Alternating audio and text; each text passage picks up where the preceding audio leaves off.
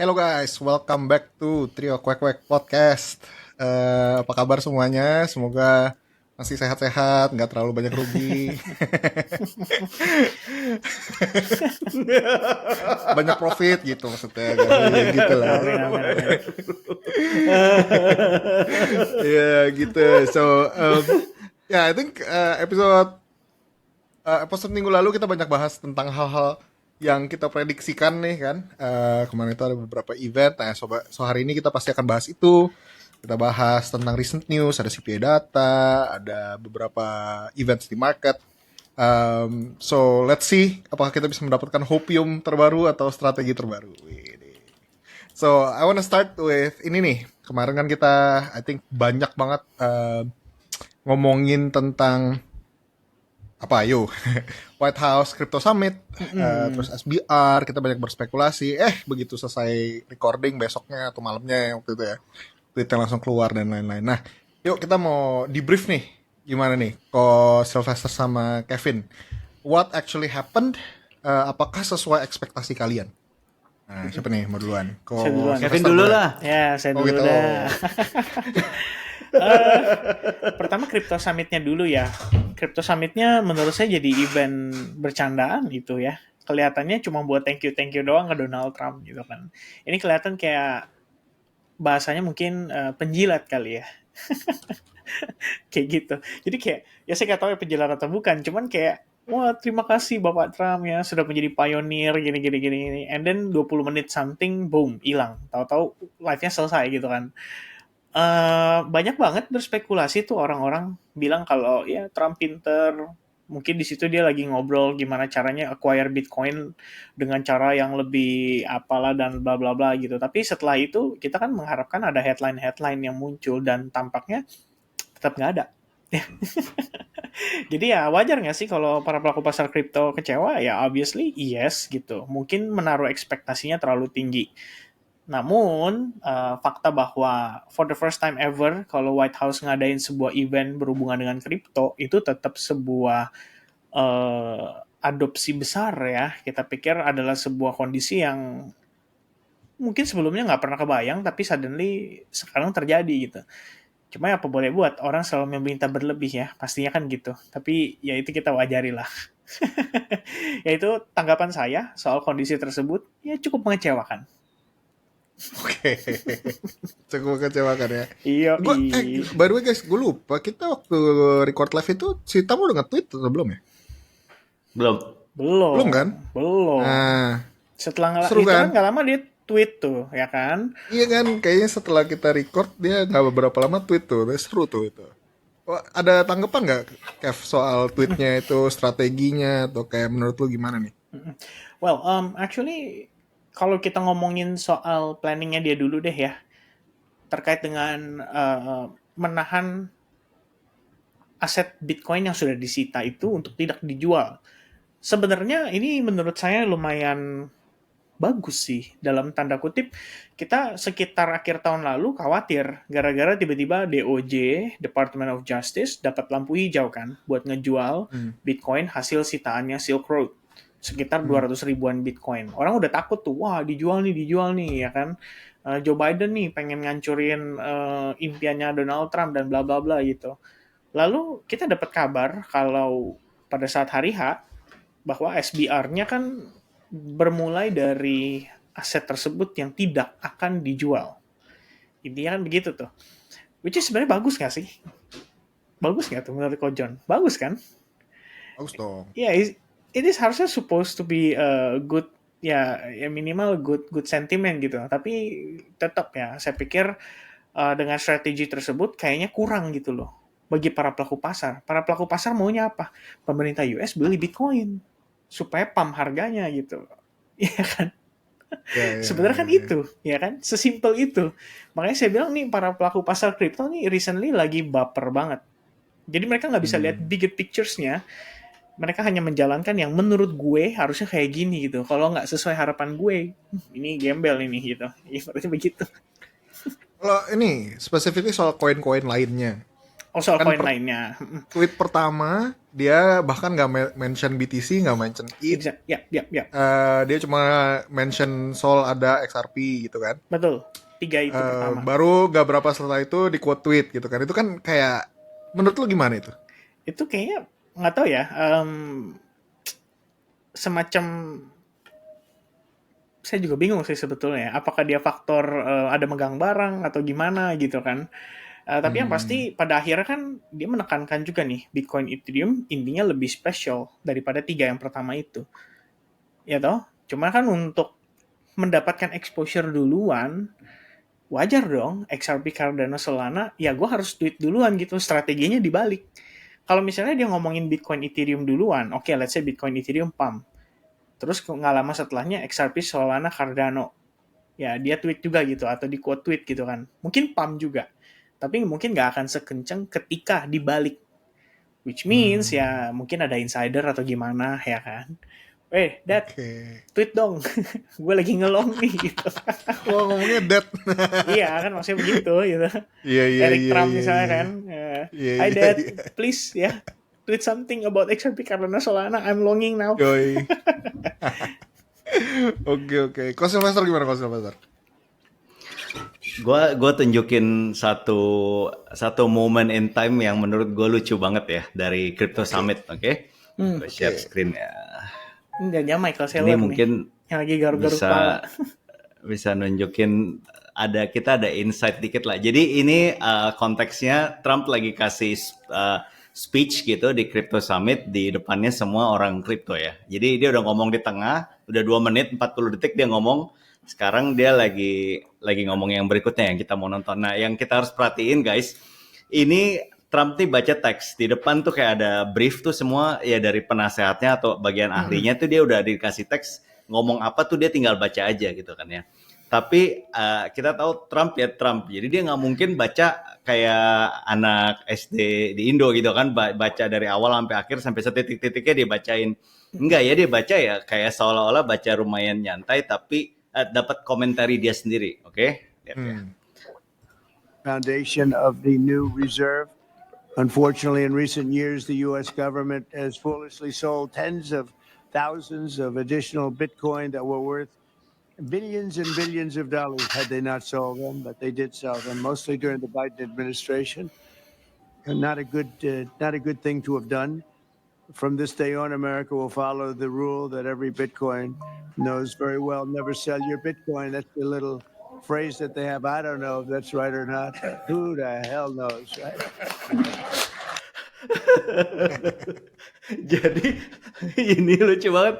Jadi dia udah dikasih skrip kan, dikasih skrip, lu baca ini gitu kan. Tapi ya dia baca, dia pikir ini yang bener nih kayaknya terlalu nge-shill gitu. Dia selipin komentari dia kan.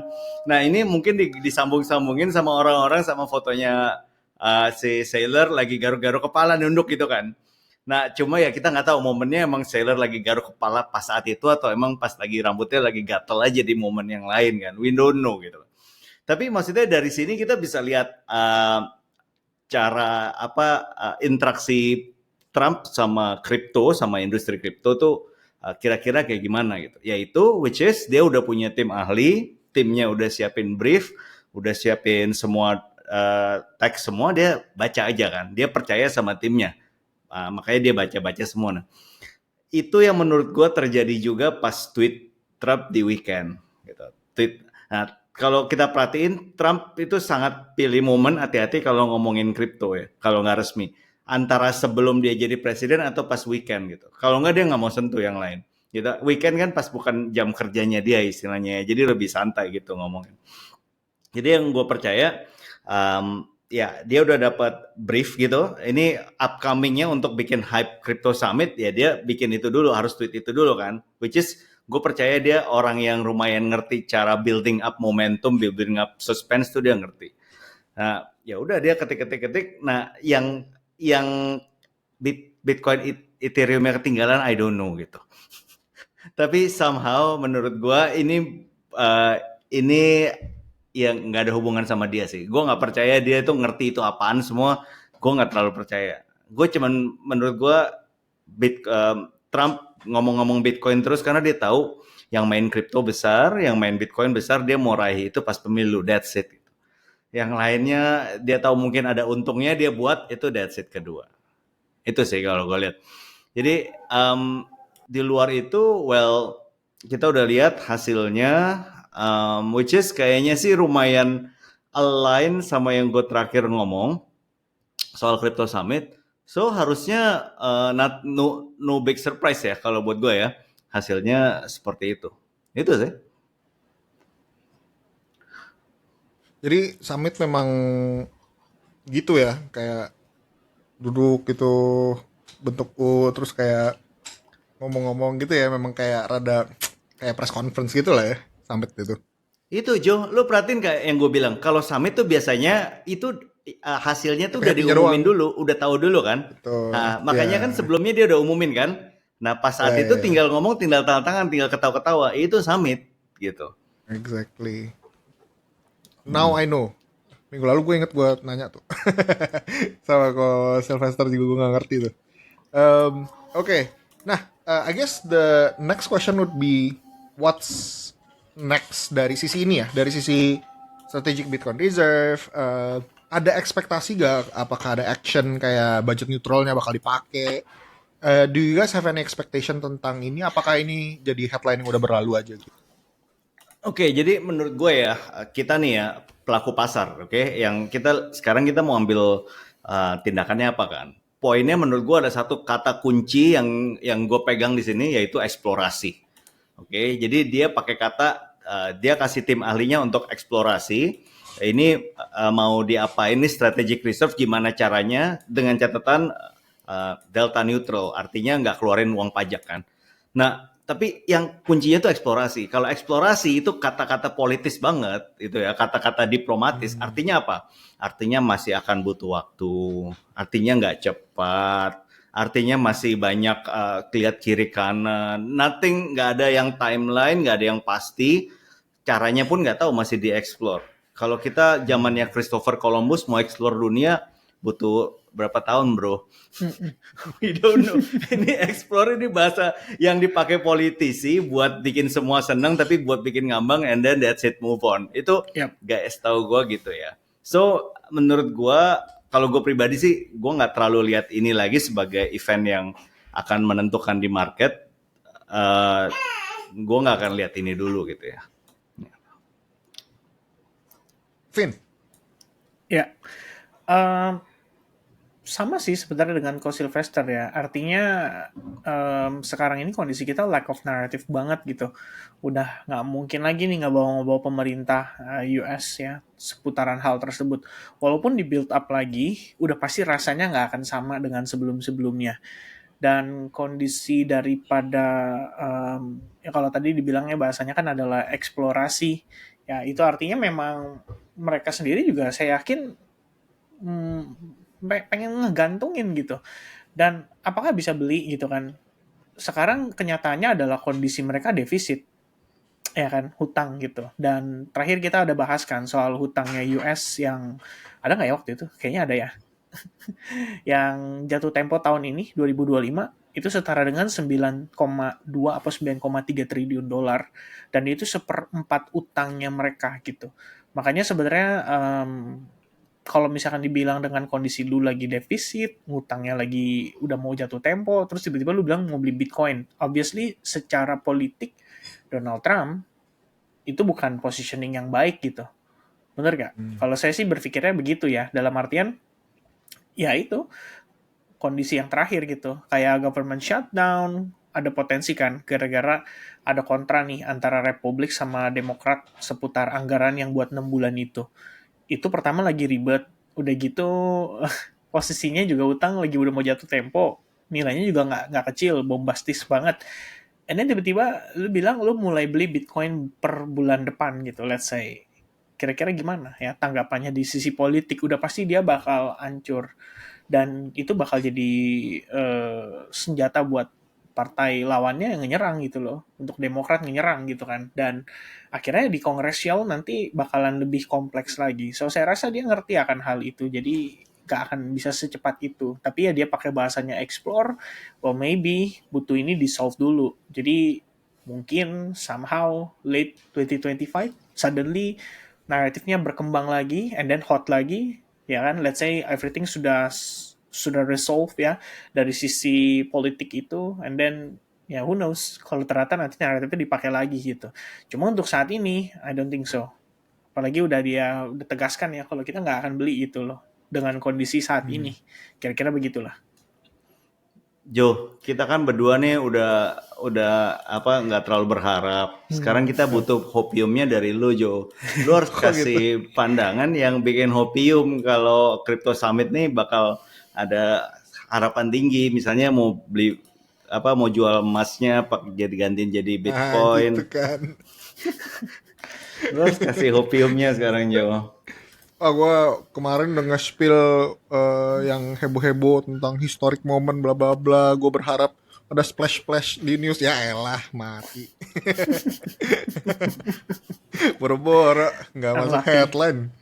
Ya, but ya kalau kita mau, tapi kan gue waktu kemarin kan kayak ya cobalah step back, kita bayangin waktu kita masih cycle lalu, gue cycle lalu ya, I mean this is a dream gitu. Nah, waktu nyampe nggak terlalu gimana price action juga nggak terlalu seru ya, lucu ya gitu, menurut gue lucu, but ya kita nggak bisa deny kalau ini bullish for crypto, this is bullish for Bitcoin. Nah kalau price action yang menyusul ya hopefully yang menyusul gitu, but dan ini menjadi presiden lah, I think hopefully menjadi diskusi lah at least buat negara-negara. Bahkan kalau di United States kan setiap state juga punya reserve masing-masing juga. Benar. Nah itu mulai nge-roll lah gitu ballnya. Siapa tahu si state ini juga akan punya policy reserve masing-masing. Ada yang gak budget neutral gitu mungkin, yang nggak tahu juga ya. Ya dan who knows gitu. Tapi ya gue setuju overall. I think yang ini kan janji kampanye yang udah di fulfill gitu. Jadi I think that's that. Oke, untuk sekarang dari permainan caturnya, I think memang ini langkah yang dia janjikan dan langkah yang akhirnya dia udah eksekusi gitu. Walaupun kita berharapnya pas hari pertama dia ada ngomongin ini, ternyata kagak, bukan signing hari pertama juga. Tapi ya at least it's here gitu. So that's that ya. Not too much hopium on this part gitu. Gua kasih satu hopium deh. Oke. Gimana? Habisnya hopiumnya Jono, gue masih kayaknya rasanya hope gue belum terlalu tinggi nih gara-gara Masih denger Jono gantung kan. ya, dia Itu juga belum pakai bahasa bisa. Iya Inggris makanya. Jadi gini, Crypto Summit ini menurut gue bullish. Kita ngomong altcoin ya, bukan Bitcoin. Ya. Untuk koin-koin serius. Gitu ya. Koin-koin serius itu maksudnya apa? Koin-koin yang ada utility-nya. Gitu ya. Kenapa? Karena Crypto Summit ini mau kasih kepastian hukum buat project-project blockchain. Makanya yang diundang semua project-project blockchain itu banyak diundang. Mau kasih kepastian hukum, mau bilang ya udah lu kalau mau buat project blockchain lu masuk ke Amerika aja gitu ya. Lu di Amerika kita kasih kemudahan semua buat lu. Ujung-ujungnya buat Trump kan dia mau narik dana kan, capital, bisnis, semua orang bikin bisnis sana itu ujungnya.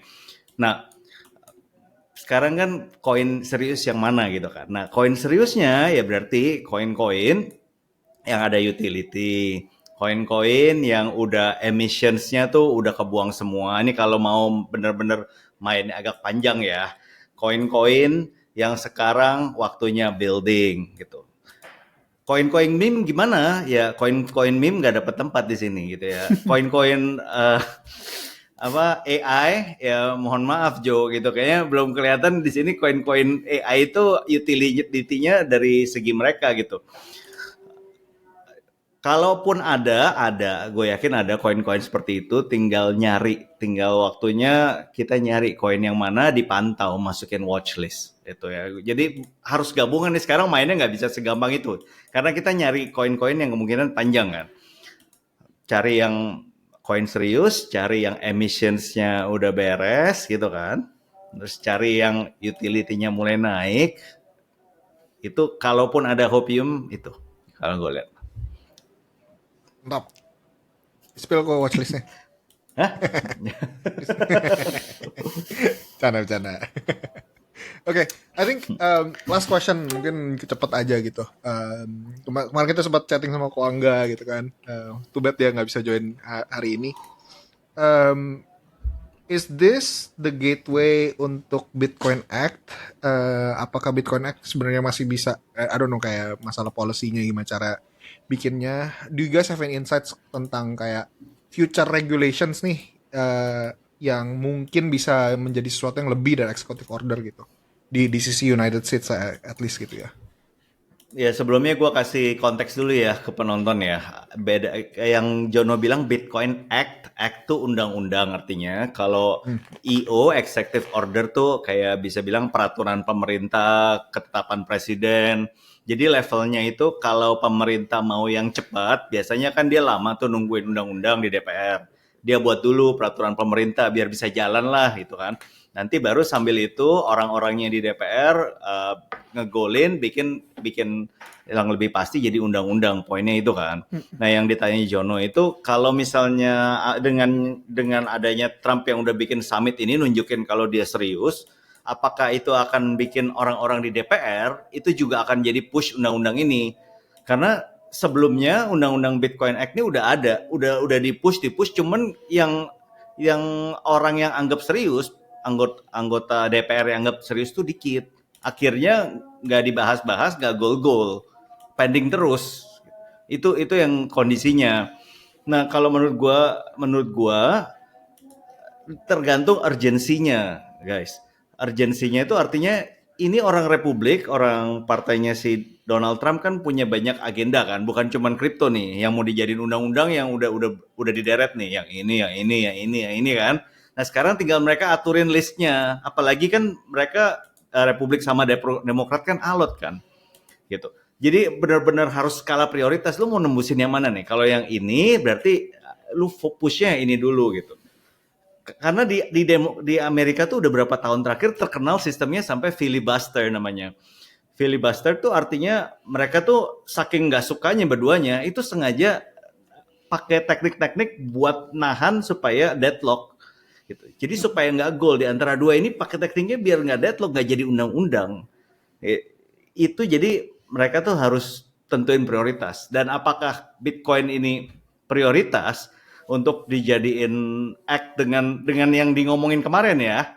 Maksudnya delta neutral agak diambangin gitu kan semuanya. Gue nggak lihat prioritas gitu.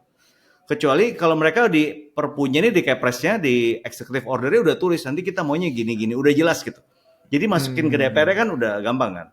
Karena yang di DPR ini yang mau digolin Cynthia Lummis sekarang itu kan setahu gue yang terkenal yang mau beli 1 juta Bitcoin kan. Yeah. Itu sangat beda dengan yang dikeluarin sama Trump gitu. Trump itu kan nggak mau keluarin pakai uang pajak rakyat kan. Ya. Nah itu dua hal yang berbeda gitu. Nah itu sih kalau gue lihat ya. Nice. Oke, let's move on jadi kita udah update nih soal regulasi, soal Amerika. Vin, boleh gak kalau kita lihat kondisi market? Can you open the charts dan ngelihat gimana nih price action kita? Kaito. Sesuai dengan momen ya. Sebenarnya ini kondisi menarik loh. Jadi kita lagi ngobrol nih guys ya. Ini bisa lihat layar saya ya teman-teman sekalian. So ini kondisi yang menurut saya cukup menarik. Maybe reaction market baru akan kelihatan after 2030 ya, which is New York Stock Market Open ya, baru ada activity tambahan atau extra push maybe di price actionnya. Karena sebenarnya barusan banget nih 19.30 waktu Indonesia Barat kita dapetin informasi soal core PPI itu angkanya drop bahkan minus 0,1%. Oke, ini luar biasa. PPI-nya drop 0,6%, di bawah forecast di 0%. Ini udah, kalau kita bisa bilang ya, menuju indikasi penurunan inflasi yang didamba-dambakan oleh Federal Reserve. Jadi sebetulnya kalau kita lihat kemarin juga nih, ini mungkin ada hubungannya ya dengan kondisi price action saat ini. Jadi kalau kita cek di sini, core CPI, Core Consumer Price Index, which means ini adalah harga goods and services di US di luar daripada food and energy. Amazingly, angka ini 3,1% itu adalah angka terendahnya sejak terakhir itu bulan April 2021.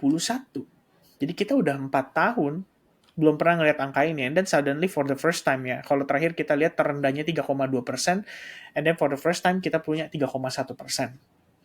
Bagus nggak? Bagus, ya kan? Kalau emang seandainya, katakanlah siapa, Jerome Powell bilang bahwa ya pokoknya kita ngejar sesuai dengan dual mandate gitu kan, jadi price stability dan maximum employment. Price stability udah mulai kelihatan nih. Cuman kan yang dikhawatirkan memang efek tarif gitu kan. Apakah efek tarif ini bisa membuat inflation naik kembali gitu, kayak 2.0 istilahnya. Well, realitinya sih nggak gitu ya. Sejauh ini yang kita lihat, walaupun ada kekhawatiran tarif, inflationnya masih on track. Jadi, saya berpikir ya, bahwa sebenarnya dari angka yang kita dapatkan tadi, ini harusnya udah ngedorong Powell untuk pertemuan next week cenderung relatif dovish, I guess ya, karena akan ada perubahan summary of economic projection juga di minggu depan, dan ini harusnya akan jadi sangat signifikan. Please wait a moment ya guys ya. Saya sedikit ke distract ini dengan berbagai oke. Kita nggak nongol kok. Nggak nongol ya. Oke, lanjut di sini ya. Jadi ini ya, interest rate projection next week harusnya penting gitu, dan apa yang dia lihat ya udah jelas dong, inflationnya kan naik atau turun gitu. Ini angkanya udah turun. Logika saya harusnya Fed bisa dovish, itu udah paling masuk akal ya dengan kondisi saat ini. And then semestinya, well ya, maybe Bitcoin ya will find any support level soon lah, kalau dengan kondisinya saat ini gitu. So, secara price action sendiri, di sini saya ada bilang istilahnya itu adalah imbalance ya, dari perspektif time frame weekly. Jadi memang kalau kita lihat di level yang sama juga merupakan key level ya dari support resistance sebelumnya. Jadi ini adalah area yang somehow Bitcoin harus maintain in order untuk kita ngelihat dia successfully create higher high. Kalau misalkan dia extend, ya, let's say worst case scenario dia begini. Well, I think very likely kita ngelihatnya begini. Which means ini bisa ngelit kita ke ya only a small rebound before another lower low. Dan artinya ya this is the end of the bull cycle.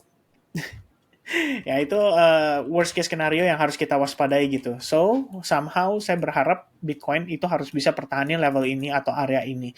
Dan faktor dukungannya apa? Ya ini kan candle weekly ya minggu ini. Harapannya adalah weekly candle minggu ini aja. Kalau bisa closingnya udah begini udah bagus gitu. Artinya apa? Perlambatan selling pressure yang datang dari minggu sebelumnya. Habis itu next week kalau Jerome Powell berkenan, boleh ya bantu support warga kripto sedunia dengan mengubah economic projection dia untuk ke arah yang lebih baik dalam tanda kutip, adanya penambahan pemangkasan suku bunga pada tahun ini. Itu sih sebenarnya. Jadi I think it's very very correlated ya dengan current price action sih sebetulnya. Gitu. Sama kalau Jerome Powell berkenan, boleh dong bilang nanti pas FOMC kan, subscribe, like, sama komen di channelnya Trio Kwek Kwek gitu kan. Benar. Oh iya lupa tadi opening nggak ngomong. Ya udah pada drop off nih, udah pada nggak nonton. Gak deng, pasti nonton terus kan sampai habis. Pasti dong. Iya, oke I see. So key level supportnya udah digambarin. So even if kalau kita 73500 itu. Iya, Levelnya. even if kalau kita break down ke situ, yang lu lihat adalah nanti ada rebound, tapi ya kemungkinan nggak ada Higher all time high. high baru, Betul. nggak ada higher high, Betul. dan that's the end of it gitu ya. Nah, gue mau push back idenya Kevin nanti. Jadi Jono yang ini ya, yang apa, like you're gonna be somehow giving some opinions, oke? Nah, jadi Jerome Powell justru kalau gue lihat yang kalau anggap aja kalau gue jadi dia gitu ya, like Yep. which is nggak ini ya, yang dia akan lakukan wait and see gitu maksudnya. Yeah. Karena seperti Kevin bilang kan, oke, angka CPI udah turun nih, tapi upcoming-nya nih bakal ada tarif yang naik, dan we don't know tarifnya bakal naik cuman 2 hari habis itu di cancel, atau ternyata beneran dinaikin, terus dinaikin lagi, nanti dinaikin lagi gitu ya. Main adu-aduan kayak anak SD atau gimana gitu.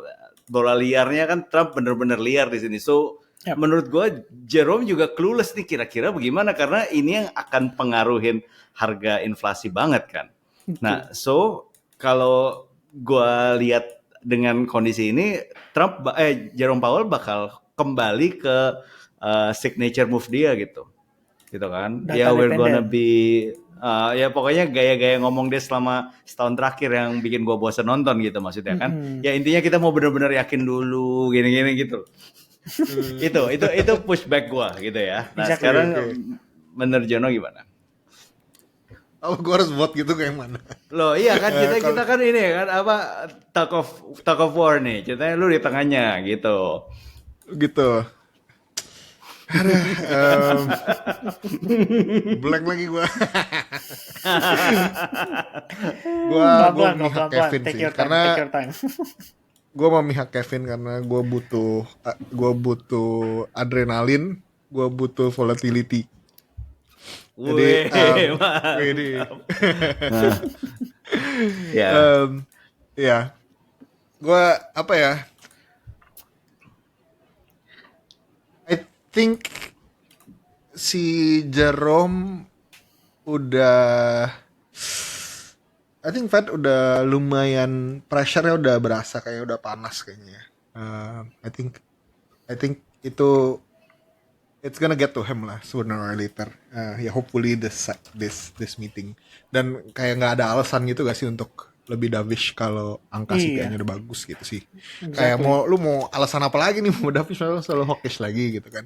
Exactly. But make sense juga tapi argumennya Ko Sylvester. Jadi we'll see. Guys komen di bawah Ko Sylvester atau Kevin. Yang bener.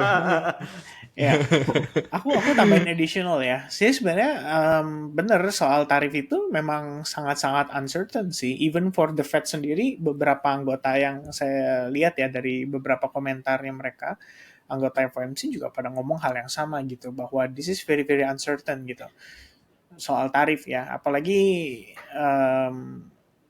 kalau kita lihat secara ke belakang kan dampaknya memang seperti itu. Cuma begini ya kok.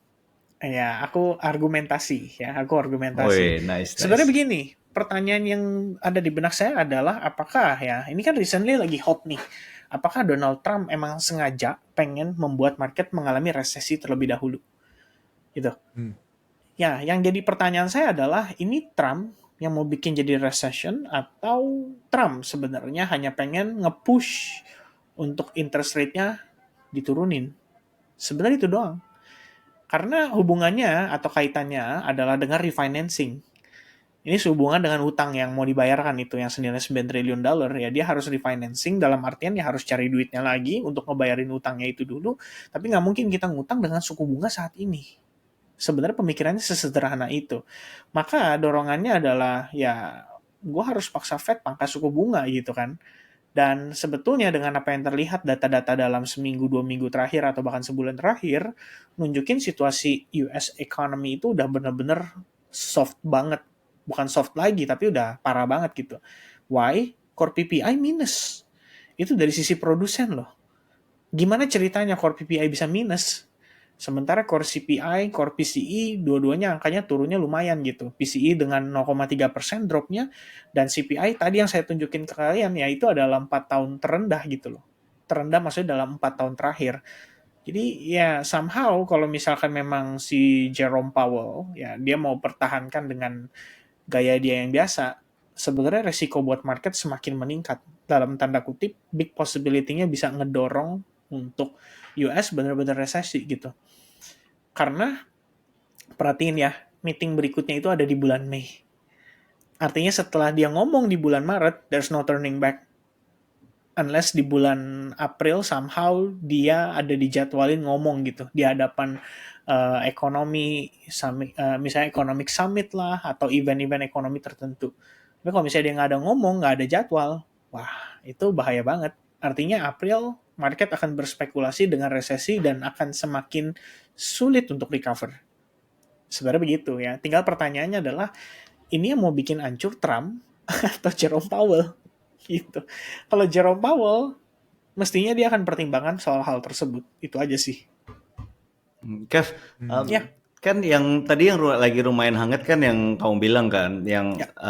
banyak yang bilang Trump mau sengaja buat resesi. Nah itu Betul. bisa dikasih gambaran besar nggak, singkat aja kira-kira maksudnya apa dan kenapa sih? Gitu biar kita semua bisa update. Oke, jadi backgroundnya itu sebenarnya dari hutang sih kok. Berhubungan dengan hutang.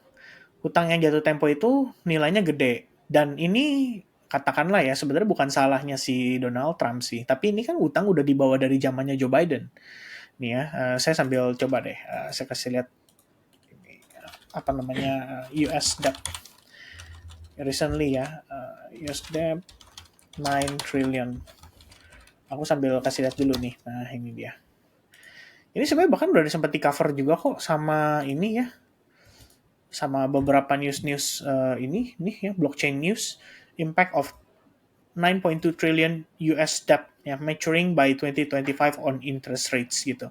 So sebenarnya ini udah lama ya, ini berita udah lama banget, udah ada dari masa kepemimpinannya si Joe Biden ya I think, dan kondisinya kan sekarang kalau kita lihat US debt clock, utangnya US itu di angka 36 triliun dolar. Makanya 9,2 triliun ini sangat besar sekali angkanya.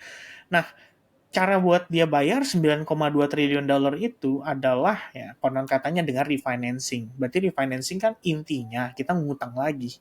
Gitu kan, ngutang lagi gitu. Nah, suku bunga Fed saat ini itu di angka 4,25% suku bunga acuannya. Otomatis yield juga cenderung tinggi. Biasanya seperti itu. Jadi kalau misalkan dia mau ngutang pakai surat utang atau obligasi, resikonya adalah yield-nya terlalu tinggi atau interest-nya terlalu tinggi. Maka ini adalah sebuah kondisi di mana Trump itu harus buru-buru menekan sebisa mungkin supaya suku bunganya tuh diturunin dulu gitu loh. Jadi latar belakangnya dari sini. Maka timbullah spekulasi Trump sengaja membuat tarif-tarif ini. Ya salah satu tujuannya adalah untuk ngerontokin ekonomi secara jangka waktu pendek. Artinya kita bisa ngelihat kayak ini sebagai black swan-nya gitu loh, bahwa ini efek Trump bla bla bla ya, which is kalau kita lihat dari stock market saat ini S&P 500, Nasdaq itu harganya atau index point-nya tuh udah di bawah dari sebelum Donald Trump menang pemilu. Nah, luckily Bitcoin masih di atasnya gitu kan. Tapi untuk stock market ini udah hancur-hancuran gitu loh. All the gains yang mereka dapetin waktu Donald Trump menang pemilu itu udah habis. Bahkan sekarang dalam keadaan floating minus gitu.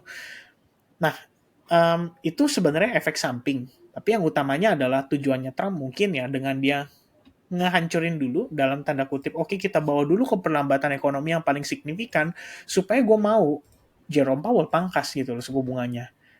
Otomatis kan dia harus stimulus nih. Stimulusnya atau kita bilang dengan QE gitu kan. QE-nya ya salah satunya dengan pangkas suku bunga. Which is dia bisa refinancing. Karena pada saat itu, very likely, yield-nya juga rontok. Kira-kira begitu. Nice. Tapi somehow I don't buy this narasi loh gitu kalau dari gue ya. Ya. Why? Kenapa? Karena kita hidup di era demokrasi. Kalau gue lihat ya dari dua, pertama kita hidup di era demokrasi, era di mana pemimpin dipilih 4 tahun sekali. Artinya kondisinya itu gaya 4 tahun sekali itu buat para pemimpin itu butuh kasih quick win hal-hal yang di zaman dia gitu. Artinya dia mau cari pencapaian di zaman dia, nanti soal utang yang berikutnya, bunganya berikutnya itu bukan urusan gua gitu. Karena poinnya kalau dia ambil utang bunga di zaman sekarang, kemungkinan jatuh temponya yang besarnya bukan di zaman dia, dan itu pun roll over kan, setahu gua. Betul. Pelan-pelan dikit-dikit tuh cat yang tadi itu. Nah, dan kedua dari sisi profilnya Trump, dia sangat tipe orang yang mau di spotlight, sangat penting bagi dia, achievement tuh sangat penting. Makanya yang pernyataan dia kan most likely sangat connected sama pencapaian gitu. Misalnya stock market gimana pas zaman dia gitu kan. Itu sih kalau gue lihat kenapa gue nggak I don't buy this narasi ya gitu ya. Menurut gue sih gitu. Kalau Jono gimana?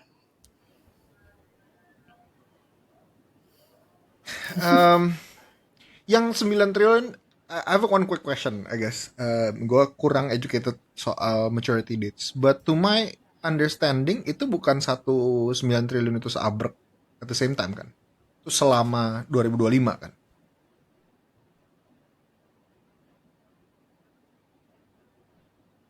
Abrek. Oke.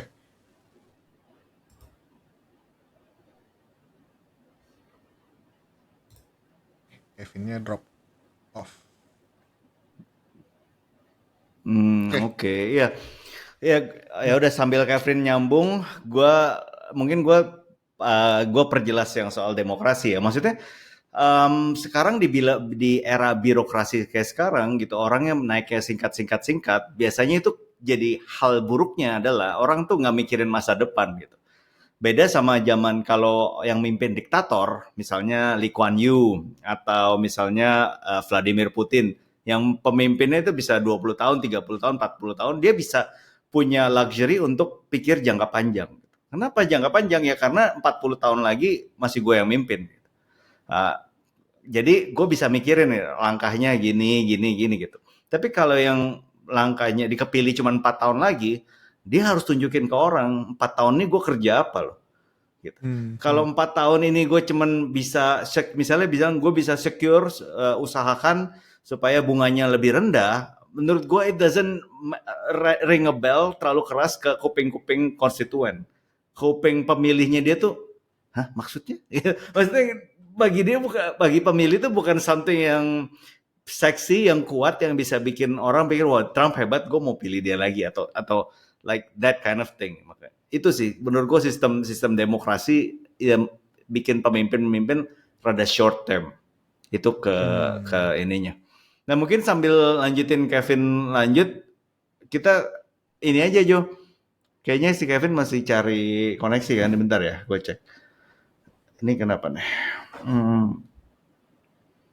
I guess I think I have some opinions about this. Go. Apa namanya? Menurut gue believe that this tariff tactic is a short term game. I don't see it. Gue nggak bisa ngelihat ini menjadi taktik long term sama 4 tahun atau 2 tahun atau maksudnya for a prolonged period of time dia bakal pakai taktik si tarif ini gitu. Kayaknya agak kelihatan kalau dia pakai tarif ini memang untuk kayak ngebongkar market gitu kayak so that is one piece of the puzzle. Kenapa gitu dan end game-nya apa gitu. So kalau gue percaya dari piece puzzle pertama bahwa tarif ini sebenarnya short term taktik dan si Trump ada maunya nih dengan si tarif ini yang berhubungan sama ekonomi, ya ujung-ujungnya I think ya itu dia maunya ada sesuatu yang bisa terjadi supaya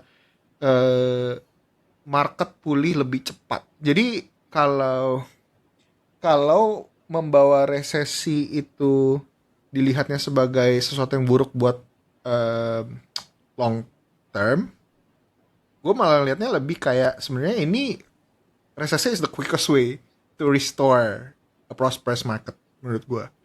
So I guess yang Kevin agak make sense gitu kalau mau berkonspirasi ya gitu. So that's my opinion. Jadi kalau gue nanggep berarti proyeksi lu kalaupun resesi itu akan turun dalam jangka pendek, abis itu naik cepat atau naik V-shape atau naiknya pelan-pelan gitu.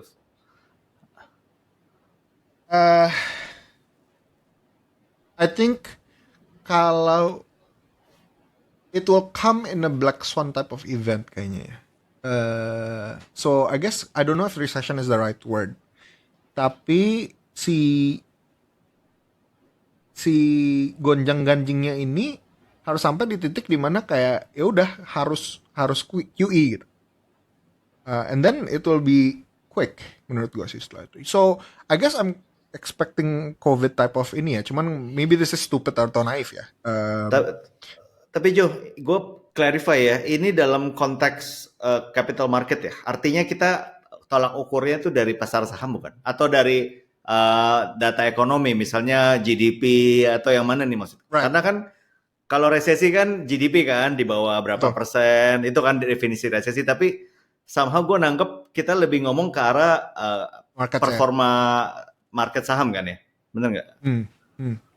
Yes. Oke, noted. Jadi kayak walaupun resesi, kayak menurut gue expect-nya kayak oh resesi nih, terus gonjang resesi gitu, kayak semuanya bearish. V-shape recovery, something like that lah. I don't know. We'll see. But Kevin gimana nih, apa kabar? Noted. Kevin chat, dia lagi ada gangguan koneksi. Kita lanjut aja nggak apa-apa. Oke. Topik berikutnya, let's just move on aja. Ya, I think I do have one question yang kayak mungkin sebenarnya lingering di pikiran teman-teman nih sekarang.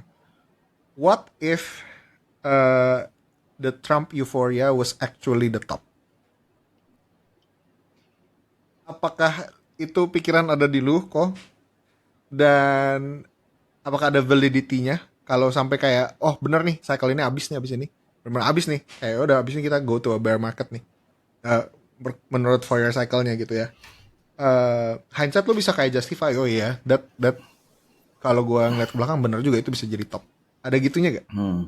Ya, jadi menurut gue pribadi ya, gue udah sempat berapa kali bilang kan, gue percaya dua hal. Pertama, Bitcoin sama altcoin ini sekarang udah nggak bisa digabungin. Artinya kalau kita bilang cycle Bitcoin ya Bitcoin aja, cycle altcoin ya altcoin aja, itu pertama. Nah, jadi pertanyaannya apakah Trump effect untuk Bitcoin ini bakal udah jadi the top? Menurut gue enggak. Menurut gue bukan berarti ini udah bakal naik lagi, bukan ya. Tapi menurut gue efek Trump itu tidak justify event besarnya Bitcoin gitu. Gue lebih percaya event besarnya Bitcoin itu ditentukan oleh si Papa gitu ya, Larry Fink, BlackRock. Institusi-institusi itu gue lebih percayanya ke sana gitu. Itu yang akan jadi narasi utamanya. Kenapa? Karena ya it's real gitu. Dia yang bikin money flow, bikin demand. Kalau Trump itu bikin hype sekeliling itu, bikin eyeballs masuk, tapi in terms of demand, ya dia cuman akan memperkuat niat-niat beli institusi yang udah ada niat sebelumnya gitu. Ya niatnya dari mana? Ya di salesnya sama BlackRock, salesnya ya sama Fidelity, sama institusi-institusi itu. Jadi pertanyaannya menurut gue cycle top Bitcoin maybe, karena abis ini mungkin gue share, karena gue lanjut deh. Karena gue percaya sekarang setelah kita lihat tolak ukur utamanya kan kemarin dari Crypto Summit, dari SBR udah beres. Menurut gue sekarang yang gue lagi perhatiin tolak ukur utamanya adalah Nasdaq, ya, Amerika. Ini yang akan mark cycle top Bitcoin atau enggak. Artinya kalau misalnya Nasdaq-nya terus turun, akhirnya downtrend, ya Bitcoin-nya ikutan. Itu. Kenapa? Ya karena kan driver utamanya sekarang ada di ETF. Gitu. Nah, kedua, ya makanya yang gue perhatiin sekarang dua itu yang indikator utama gue, ya pertama Nasdaq, kedua Bitcoin ETF inflow. Gitu. Nice. Oke. Ya itu sih. Kalau altcoin, nah balik lagi gue selalu bilang gue nggak percaya altcoin sekarang tuh nyatu bareng gitu. Nah, Kevin masuk. Aduh, sorry guys. Wah, Kevin sampai lepas headphone sih, ini berarti udah ini nih apa God mode nih kan, udah legendary mode. Oh, udah pasang lagi headphone nih. Aman. Jadi biar lo bisa ngikutin, tadi Jono lagi nanya, apakah event Trump ini ternyata adalah market top, cycle top kita kali ini gitu. Nah, gue udah jelasin ya probability-nya. Nah, gue udah jelasin sebagian, gue lagi jelasin untuk altcoin. Nah, jadi kalau altcoin, menurut gue nggak percaya altcoin tuh dalam satu basket barengan. Jadi kalau cycle-nya ikut satu naik, terus naik semua, turun semua, gue nggak percaya itu. Gue percaya ada korelasi memang antara sesama altcoin, sesama sektor dan altcoin Bitcoin, gue percaya ada korelasi. Tapi gue percaya altcoin yang perform, yang punya narasi bagus, kayak yang narasi tadi itu, Iya. koin-koin serius yang tadi kita ngomong Crypto Summit, itu cycle-nya mungkin baru mulai naik pelan-pelan gitu sekarang. Karena cycle Crypto Summit kan baru mulai. Gitu. Jadi bisa beda banget antara satu dengan yang lain. Antara altcoin yang koin serius sama koin meme itu bisa beda banget ke depannya. Itu yang gua percaya sih. Itu yang gua percaya. Kalau kalian gimana?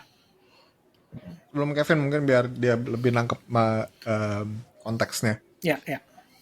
Gue inget banget pas seminggu setelah kejadian Melania, itu gue agak flashback ke topnya cycle lalu, to be honest.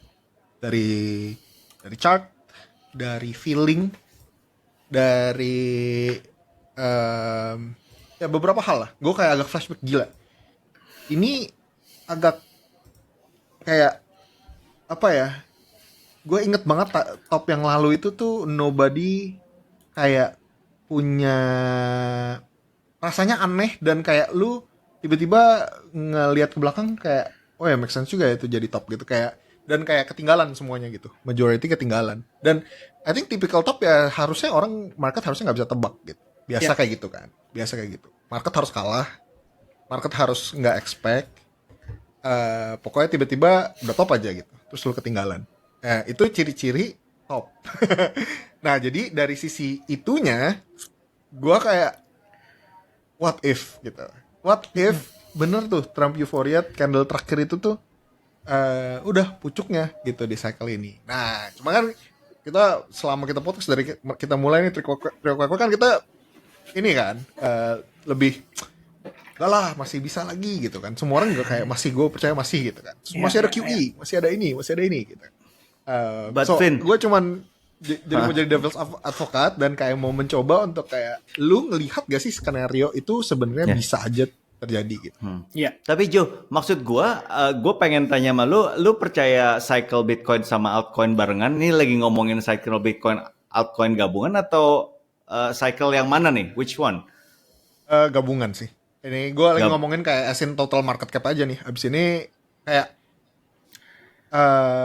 in the back of my head, walaupun sekarang gue masih cenderung ngomongin, gue masih cenderung majority dari conviction gue ya 80% lah gue percaya kalau ini masih continuing on.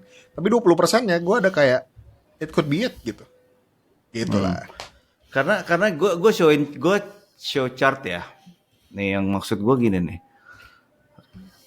Kalau kita ketar-ketir nih pada takut kayak abis ini. Ini chart with dog with head. Ini salah satu top performer primadona cycle ini. Ya setuju lah ya. Dog with head, oke.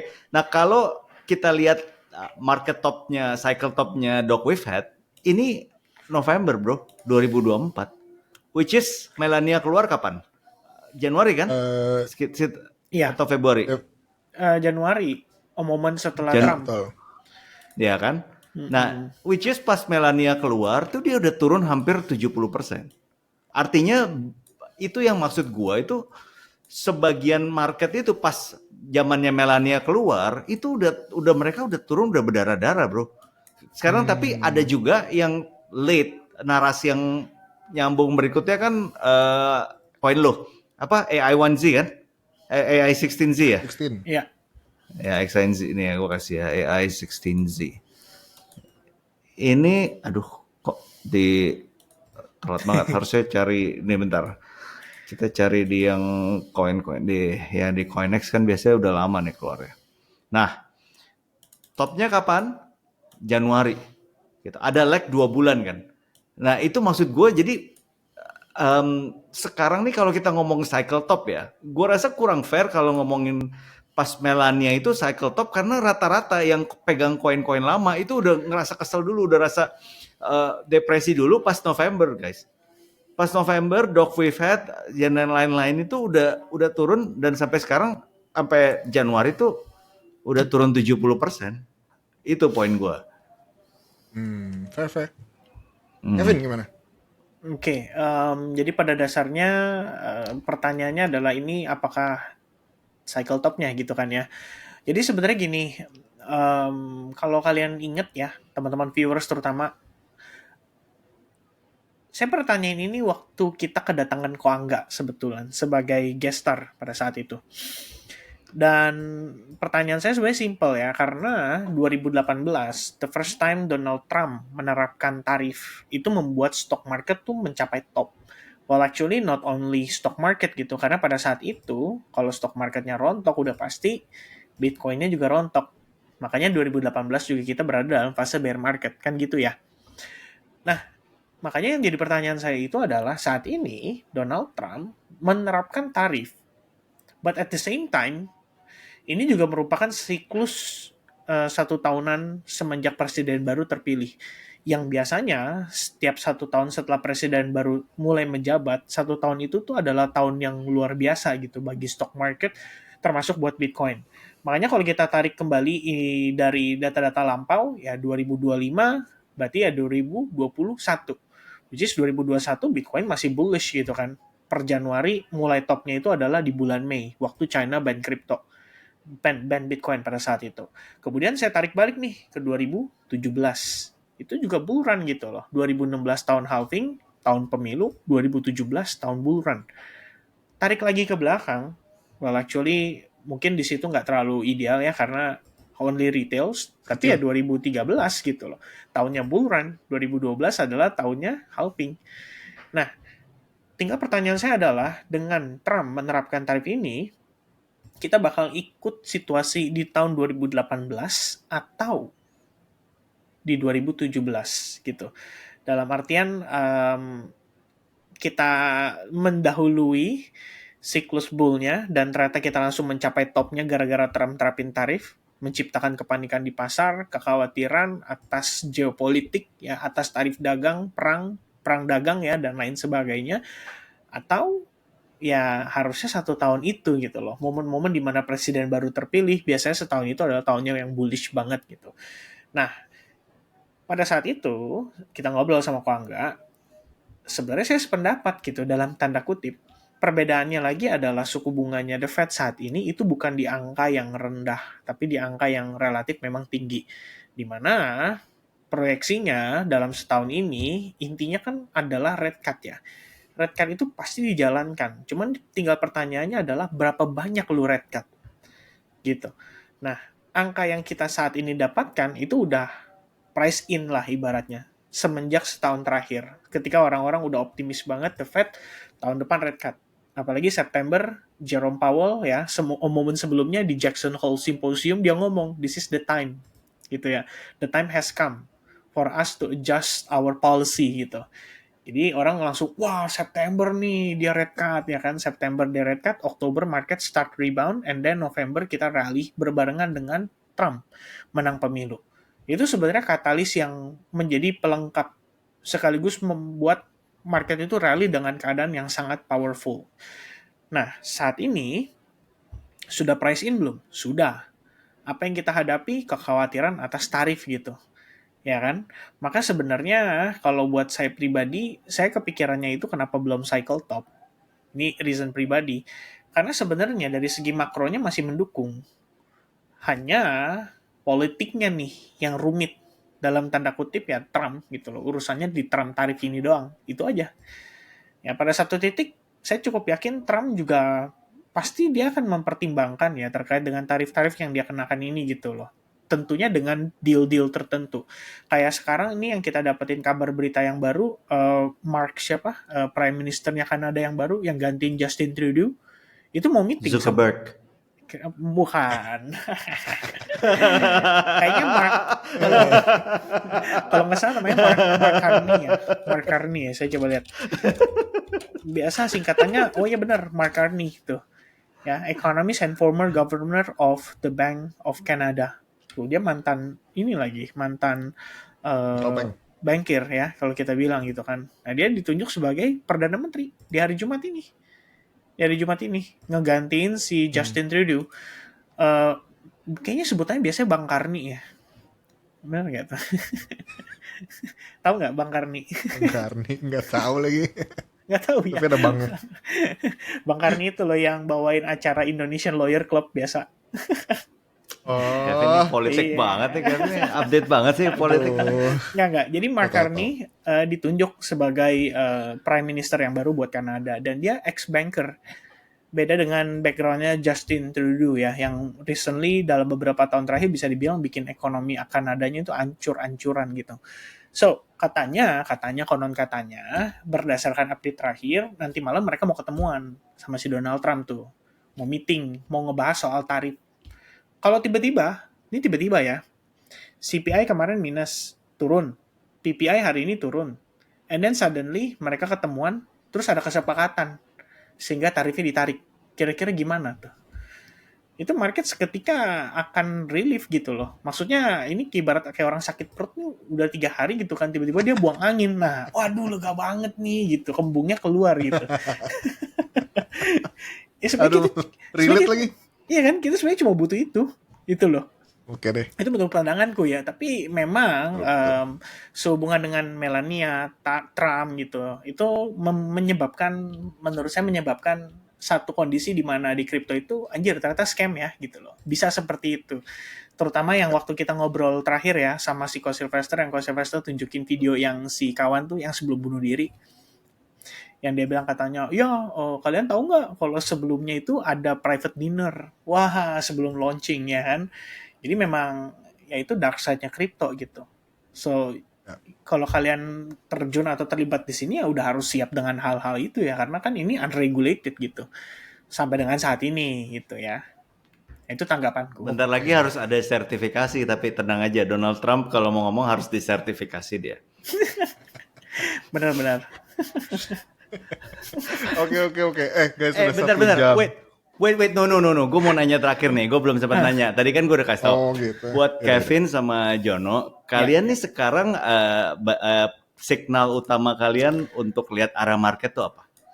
Kalau gue kan tadi gue share signal utama gue untuk lihat arah market ada 2. Satu Bitcoin ETF inflow sama Nasdaq. Jadi gue percaya kalau mereka positif, Bitcoin juga positif. Kalau mereka negatif, Bitcoin juga negatif. Nah kalau Jono sama Kevin, kalian ada signal utama yang kalian pantau nggak untuk jadi lihat arah mata anginnya Bitcoin atau kripto? Saya dulu kali ya kok. Jadi kalau saya sama lihatnya stock market ya, karena korelasinya lagi kental di situ. Dalam tanda kutip, kita nggak ada naratif apa-apa gitu loh. Coba kalau kita ngomongin sebulan ke depan bakal ada apa? Nggak ada. SBR udah keluar, ya kan? Crypto Summit udah. Apalagi nggak ada gitu. Jadi the only naratif yang hot saat ini adalah makroekonomi yang dikepalai oleh Jerome Powell, di mana pertemuan di bulan ketiga atau biasanya per kuartal ya, di end kuartal itu diiringi dengan summary of economic projection gitu. Jadi ini semua mata tertuju ke sini, dan aku pikir kalau misalkan kondisi kayak gitu udah pasti mereka akan korelasi banget gitu loh dengan stock market. Karena ini kita lagi ngomongin between risk on asset dan risk of asset. Kalau risk on, ya udah kita tahu tuh tergolong gitu kan bahwa Bitcoin, stock market dan kawan-kawan gitu. Sementara risk off ya udah berarti hubungannya dengan obligasi, fiat dan lain-lain gitu. Atau emas ya, itu I think yang saat ini sedang menjadi apa ya? Ya pegangan kita gitu. Kalau misalnya kita pengen lihat market bullish ya of course kita harus lihat stock market juga gitu. Gas kok. Oke, setuju. Tapi I guess kalau mau nambahin, menurut gua the moment probability rate cut itu sangat tinggi, that's when the market will start pricing in the bullishness, I think. So mendekati itu di tanggal yang probability 80, 90, 95% itu, kalau market udah berpikir itu, I think disitulah pendulumnya akan swing. So itu dong ditambahin dari itu ya, ETF bla bla bla. Jadi lu maksudnya lihat halaman yang itu ya, yang ada probability rate cut berapa persen itu kan oleh market itu ya? Itu yang lu pantau maksudnya? Kok Jonathan yes. atau? As soon as market udah bisa optimis kalau ada rate cut, Di situ I think the real QE actually bukan real QE, the real effect in the markets will take place. Betul. Tadi Joe, tapi tadi lu belum share menurut lu kemarin event Trump itu cycle top nggak? Oh, nggak. Again, gue tadi sebenarnya cuma mencoba untuk gali sedikit bearishness dari kalian, tapi gue nggak mendapatkannya. Nggak, gue actually. Joe, lu lihat ada tanduk 2 di sini kan? Banteng tuh nggak mungkin bisa jadi beruang tuh nggak mungkin gitu. Ini tanduk ini ada nih, banteng mana bisa jadi beruang? Gue coba menanamkan bibit-bibit ini Kekhawatiran. kontrarian. Oh iya. Kontrarian. Iya. Mungkin nggak ya gitu loh. Enggak lah. Tapi kayak again kayak gue lebih kayak 80%, gue kayak mungkin 85% lah. Gue yakin banget masih gaspol. Tapi gue mereserve 15% itu sama gut feeling yang gue waktu itu, kalau sampai ini bener cycle top, wah ini market sih beneran kekecoh gitu. Jadi gue kayak mamam lu gitu. Mamam gue gitu. Ngeri banget sih. Enggak lah. Ngeri banget sih. Gue juga sedih. Ya gue juga gak ini gitu kan. Gak sell the top. But anyway guys, udah 1 jam 6 menit. Gila. Ini I think episode terlama kita. Semoga berbibit, berbobot dan bisa berfaedah. But again pesan kita guys, subscribe, like dan komen. Tolong kasih feedback, tolong kasih tahu kita what do you guys wanna see. Apakah ada topik-topik yang miss, dan we'll definitely keep an eye on the comment. Kita pasti look forward to your feedbacks. But I Khususnya guess komen-komen yang P network gitu kan, masih ada sampai sekarang tuh. Jika kawan-kawan Pinatur masih ada di channel ini, salam. Tuh, kita diminta ketawa sama P Network tuh, jadi ketawa dulu sekarang. Ada yang nanya, Oh, gitu. masih bisa ketawa nggak? Nah, ini diminta ketawa nih, ketawa dulu sekarang. Oh iya. Komen di bawah Pinatur harganya berapa sekarang guys? Gue nggak tahu. Udah lama nggak lihat. But damai. Kalau ada masukan guys mau bahas Pinatur lagi, monggo dikasih komennya. Oke. Sekian, I think kita bisa wrap up.